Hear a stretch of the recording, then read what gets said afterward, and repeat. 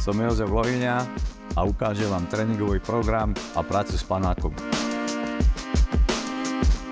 Teraz si ukážeme prechod zo základného postoja na kolene do postoja.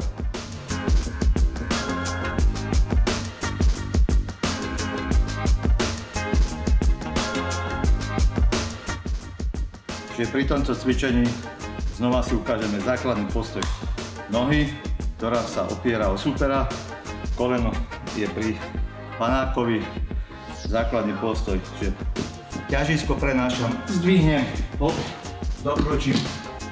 Ano.